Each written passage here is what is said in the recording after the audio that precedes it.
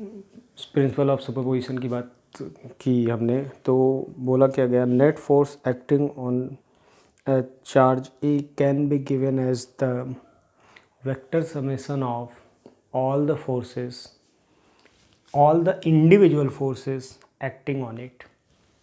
क्या बोल रहा है कि सारे इंडिविजुअल फोर्सेस जो होगा उनका वेक्टर समेशन है, बस यही बात जो आप जानते हो, इसी को बोलते हैं प्रिंसिपल ऑफ सुपरपोजिशन। ठीक है, तो प्रिंसिपल ऑफ सुपरपोजिशन कब अप्लाई करेंगे, जब दो से ज़्यादा चार्जेस लगेंगे, दो से ज़्यादा चार्जेस हो। अच्छा, प्रिंसिपल ऑफ सुपरपोजिशन नहीं भी पढ़ते तो भी अपने को पता था क्या करना है। जैसे मान लो इस पे एक क्वेश्चन करते हैं हम लोग, सोचिएगा।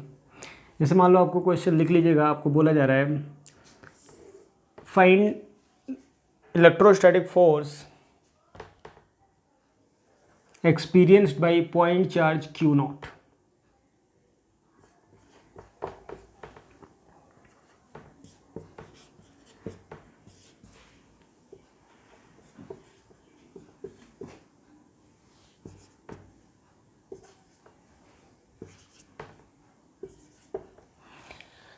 चलो, Q नॉट पॉइंट चार्ज पे मुझे नेट इलेक्ट्रोस्टैटिक फोर्स बताना है, ठीक ना।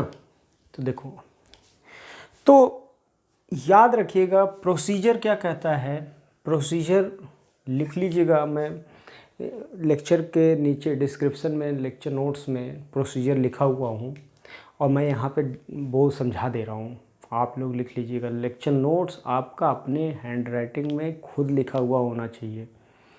लेक्चर नोट्स नीचे डिस्क्रिप्शन में PDF फॉर्म में पड़ा है, तो उसको एज इट इज़ नहीं रखना है, वो आपको बस आपके लेक्चर नोट्स को लिखने की सुविधा के लिए दिया जा रहा है। वो आपका लेक्चर नोट्स नहीं होना चाहिए, क्योंकि 12th में ये आपको लिखना है। ठीक है, प्रोसीजर देखो क्या कहता है, मैं आपको बोल रहा हूँ एक एक स्टेप उसी तरह चलना है। सबसे पहले कभी भी मान लो 10 चार्ज 20 चार्ज कितने भी चार्ज हो, आपको क्वेश्चन सॉल्व करना है। तो कैसे करना है, प्रोसीजर उसको रटना है। Step number 1, identify the charge at which we have to calculate electrostatic force. तो हमें पता करना है कि कौन सा चार्ज है जिस पे इलेक्ट्रोस्टैटिक फोर्स पता करना है, तो वो चार्ज Q नॉट है। पता चल गया, ठीक है। अब Q नॉट पे बैठ जाओ चीटा बन के यहाँ पे, और देखो चारों तरफ कितने चार्जेज हैं जो हैं इसके साथ जो फोर्सेस बनेंगे, कितनों का इसके साथ पेयर बनने वाला है। जितने चार्ज होंगे सबसे फोर्स लगेगा, ये तो अपने को पता है प्रिंसिपल ऑफ सुपरपोजिशन के अकॉर्डिंग। तो चीटा बन के बैठे और चारों तरफ देखो कितने चार्जेज हैं। तो एक देखा ये पेयर बना, एक देखा ये पेयर बना। जितने पेयर बन रहे हैं इसके साथ, केवल इसके साथ, ये नहीं पेयर, क्योंकि इस पे निकालना है, उसी पे बैठ के देखो कितने एक एक पेयर बन रहे हैं, कितने लोग हैं। जितने लोग होंगे उसके अलावा जितने होंगे चार्ज, सबके साथ एक एक तो फोर्स लगेगा। सबको एक एक लाइन से ज्वाइन करो, क्योंकि हमें पता है। अब देखो प्रिंसिपल ऑफ सुपरपोजिशन क्या बोलता है, इंडिविजुअल फोर्सेस का वेक्टर समेशन। तो इंडिविजुअल फोर्स पहले बना लो। तो एक पेयर ये बना, तो हम इलेक्ट्रोस्टैटिक फोर्स लिखने का तरीका क्या होता है, हमें पता होता है इलेक्ट्रोस्टैटिक फोर्स में कि इलेक्ट्रोस्टैटिक फोर्स जो होता है दोनों पॉइंट को ज्वाइन करने वाले लाइन के लॉन्ग लगता है। दोनों को एक लाइन से ज्वाइन कर लो। लाइन से ज्वाइन किया, एक पेयर ये है, दूसरा पेयर क्या है, ये देखो, इसको भी लाइन से ज्वाइन करो। दोनों को लाइन से ज्वाइन कर लिया। अब दोनों को लाइन से ज्वाइन किया तो हमें पता है ये लाइन से ज्वाइन कर दिया, ये भी लाइन से ज्वाइन कर लिया। एक पेयर ये बना, एक पेयर ये बना। अब कुछ बच्चे बोल रहे होंगे ये पेयर भी तो है सर, तो ये पेयर नहीं लेना है। हमें करना क्या है, जिस पॉइंट पे चार्ज पे फोर्स कैलकुलेट करना है उसके साथ पेयर बनाना है, क्योंकि उस पर फोर्स पूछा गया है। फोर्स आपको पूछा गया है Q नॉट पे, तो Q नॉट के अलावा जितने चार्ज बन रहे हैं सबको Q नॉट से ज्वाइन कर दो लाइन से। सबको Q नॉट से ज्वाइन कर दिया। ज्वाइन किया तो अब देखो कूलम्स लॉ के नियम के अनुसार ये दोनों पॉइंट चार्ज एक एक करके देखो, एक एक पेयर। इस पेयर को पहले चर्चा करते हैं, बाद में देखेंगे। इस पेयर की बात किया जाए तो ये दोनों पेयर कैसे हैं, पॉजिटिव है तो रिपल्सिव फोर्स लगेगा। सिमिलरली इधर भी बनाएंगे, बनाने की कोई ज़रूरत नहीं, क्योंकि इस पर पूछा नहीं है आपको क्वेश्चन में, आपको इस पे नेट फोर्स पूछा गया है, ठीक है ना, बनाने कोई मतलब नहीं है, इसी पे बनाओ। तो ये F1 बोल दिया, ठीक। अब इसको देखो, तो लाइन के अलॉन्ग लगता है, रिपल्सिव होगा, सेम नेचर का है, तो लाइन के लॉन्ग रिपल्सिव फोर्स बनाने का तरीका पता ही है आप सभी को, कोई कष्ट नहीं है। ये दोनों को ज्वाइन करने वाली लाइन के इनके पॉइंट के बीच का सेपरेशन 2 मीटर है, दिख रहा है सबको पाइथागोरस थ्योरम से, √3 मीटर 1 मीटर।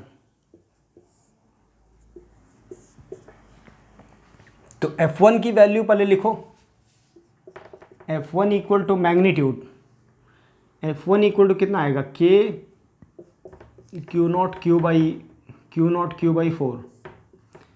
F2 कितना आएगा, K Q0 Q बाई 4। अच्छा, इस ट्रायंगल में मैं पूछूं ये एंगल कितना है, देख के बताओ। तो क्या सबको दिख रहा है, tan theta equal to √3 by 1, क्योंकि ये 0,1 है, ये 1 है, तो ये भी 60, ये भी 60। वेक्टर में बोला था रिवाइज करने को, वेक्टर आप रिवाइज भी किए होंगे। तो इस पॉइंट पे ध्यान से देख के बताओ, तो 2 पॉइंट चार्ज, 2 फोर्सेस लग रहे हैं और दोनों के बीच का एंगल कितना है, 120 डिग्री। दोनों के बीच का एंगल कितना है, 120 डिग्री। तो और दोनों इक्वल है, देखो F1 इक्वल टू F2 है मैग्नीट्यूड वाइज। तो रिजल्टेंट कहाँ से जाता है, याद है, रिजल्टेंट 20 से जाता है भाई, 60 डिग्री, 60 डिग्री। और 2F cos 60 डिग्री, यानी कितना आ जाएगा, FE आ जाएगा। तो resultant along Y axis, resultant कितना होगा, रिजल्टेंट फोर्स ऑन Q0 कितना होगा, Q0 बाई 4। किस डायरेक्शन में, J डायरेक्शन में। तो ये वेक्टर फॉर्म आ गया, देखो पूरा प्रॉब्लम सॉल्व हो गया, डायरेक्शन के साथ वेक्टर के फॉर्म में मैंने लिख दिया। ठीक है, इसमें किसी को कोई कष्ट, कोई समस्या नहीं है। ठीक है, बार बार प्रोसीजर रटना, प्रोसीजर में कोई चेंज नहीं आएगा, बार बार वही करूँगा। अगला एक प्रॉब्लम और देखते हैं।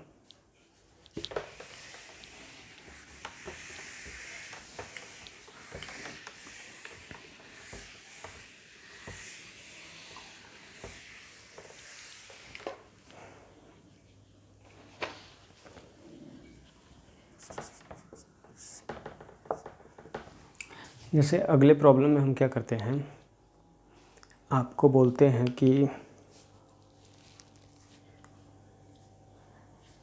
क्वेश्चन ये है कि हम लोग को